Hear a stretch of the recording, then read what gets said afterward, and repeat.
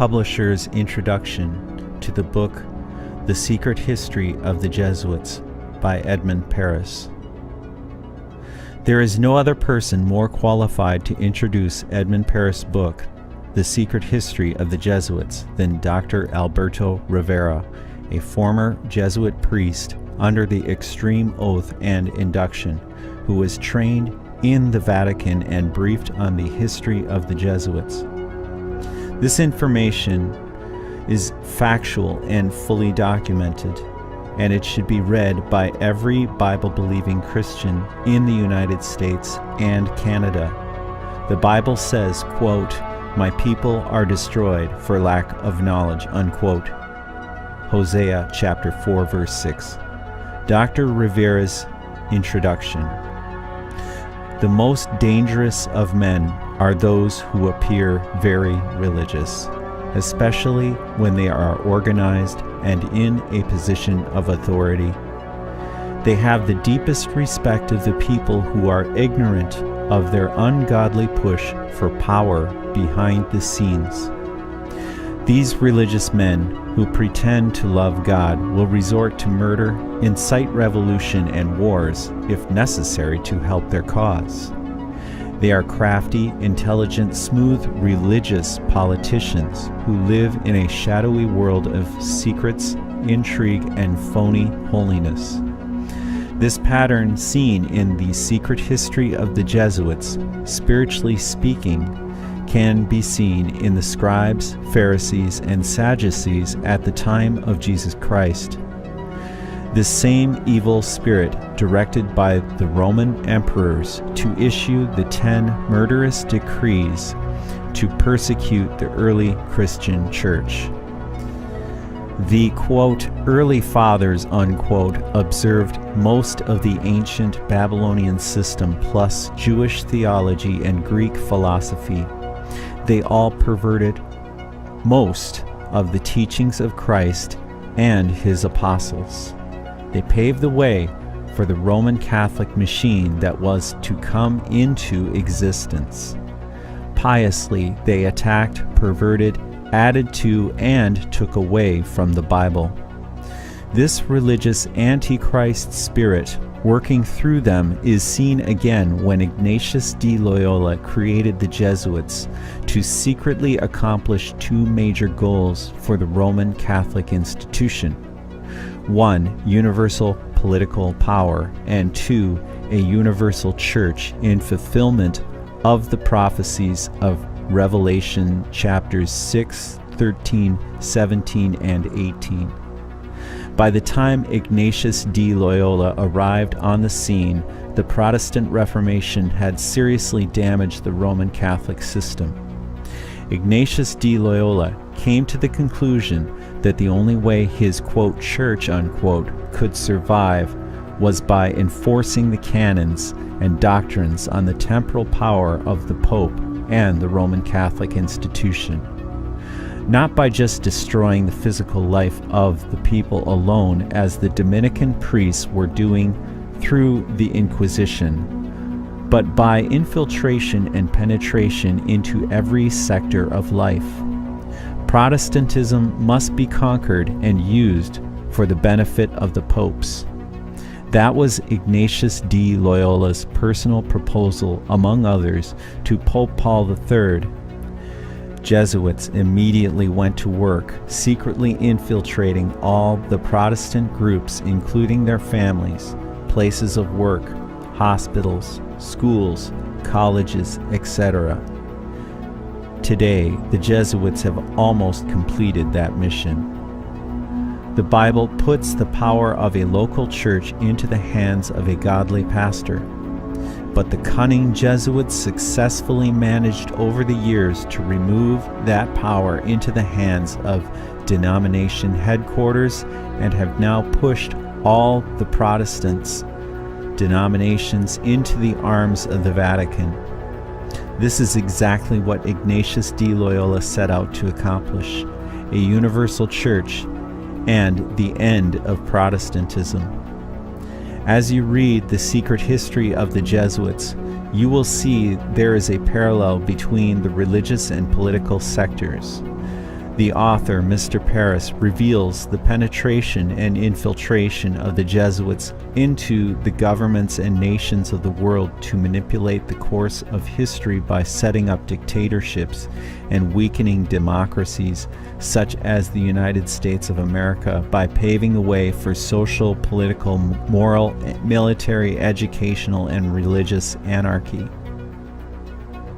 Especially I work in dealing with the infiltration of churches and religious institutions as well as government that cover a tremendous number of institutions.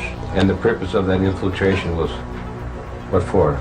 Well, the purpose is what the Roman Catholic system has all the time as her own purpose, is to infiltrate, to penetrate all the areas of life where the Roman Catholic can have control and access for the coming world government. Simply put, this country and this world benefit from your commitment to Jesuit principles, to being men. As a graduate of another great Jesuit institution, Xavier University, I have great affection for the value and purpose of a Jesuit education.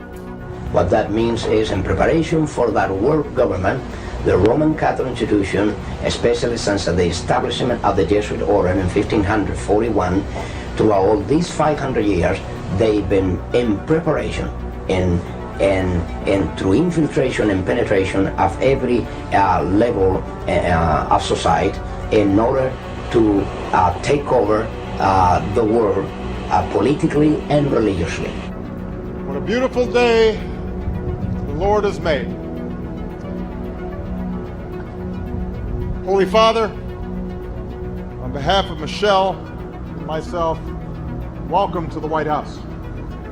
There are two doctrines that define very well these dangerous goals of the Roman Catholic institution. Two doctrines define this very well. One is called the doctrine of the apostolic succession, and that is dealing with the papacy.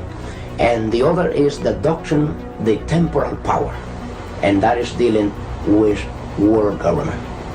Of course, both, because you can see that even the Pope and his own individual office, he meet those requirements. He is not only the head of his church, as he called himself, John Paul II, the present Pope. He said he is the pastor of his church. He is not only that, but he is the head of his state. It is a sign, perhaps, of how far we have come in this country that today's news of formal recognition between the governments of the United States and the Vatican did not create a furor. Once upon a time, it would have. Once upon a time, and not all that long ago, it did. From the time of President Washington, there was the first president to be utilized by the Jesuits. If you were not aware of that, President Washington already was initiated by the Jesuits to bring about the first communication with the Vatican ever known in this country. From there on,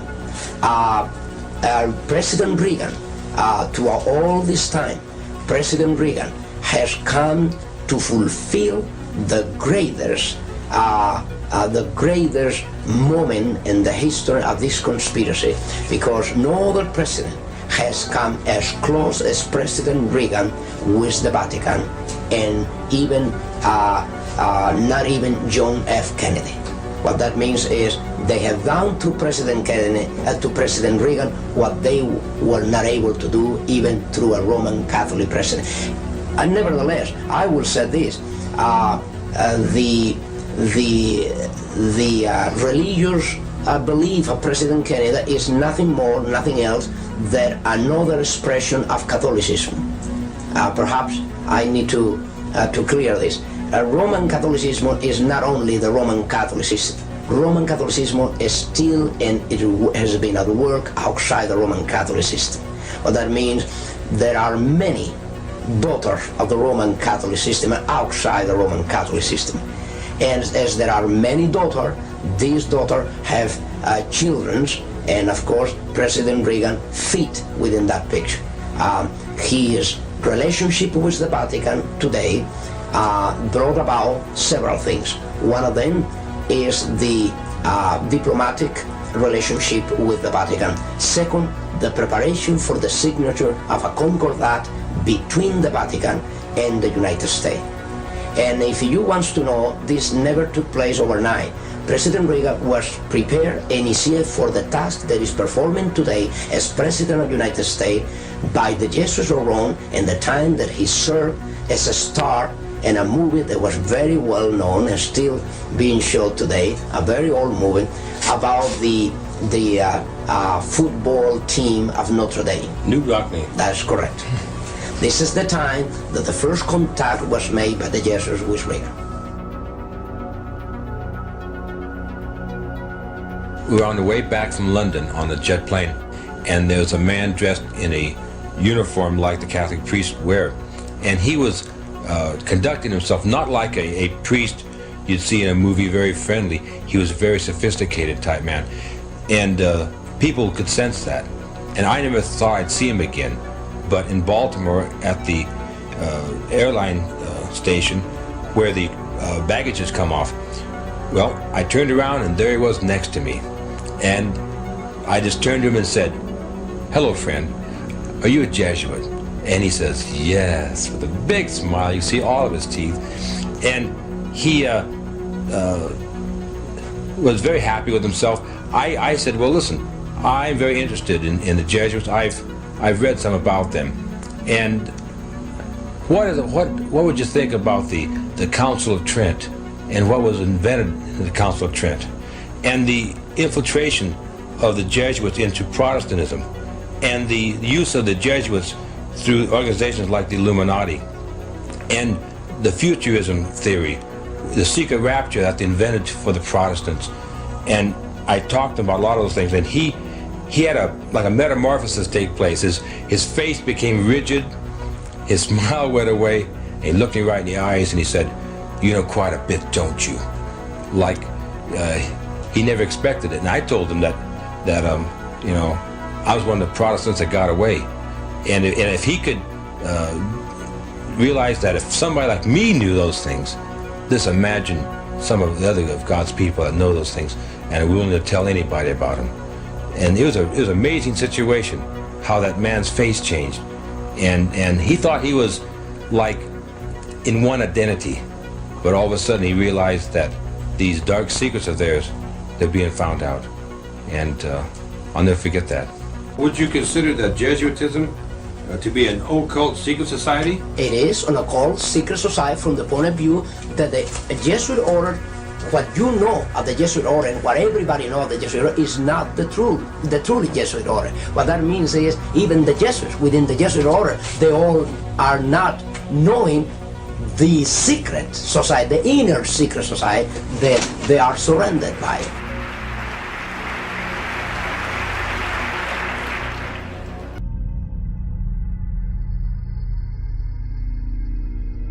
And I said, well, what are you guys exactly doing in here? What are you doing in there? And they said, well, we're here with the advance team from the Vatican, and we're here to train the U.S. Senate on what specifically the Pope's climate change agenda is about and educate them as to what we're trying to achieve. And that's when I said to them, I said, I read the Pope's climate change encyclical, and I noticed that the Pope mentions the Sabbath in the encyclical. And he talks about animals having a day of rest, and I'm putting two and two together, and it looks to me like the Pope wants to have a Sabbath rest for the land, a Sabbath rest for the environment. And it seems to me like the Pope wants to have a worldwide Sunday law put in place, and through this green Sabbath, I didn't say green Sabbath, but through this Sabbath rest for the land or for the environment, that the whole world would shut their businesses and factories and everything down one day a week, and thus you'd be able to lower greenhouse emissions. And he looked at me and he goes, "That's exactly what this is about." with that, they just turned on their heels and walked away. It seems to me like the Pope wants to have a worldwide Sunday law put in place, and through this Green Sabbath, all of us are quite aware of and deeply worried by the disturbing social and political situation of the world today. I tell you what, when you learn the truth, it sobers you up. You take your faith seriously. You take Christ seriously. You take the scriptures seriously. And you take history seriously. You take prophecy seriously.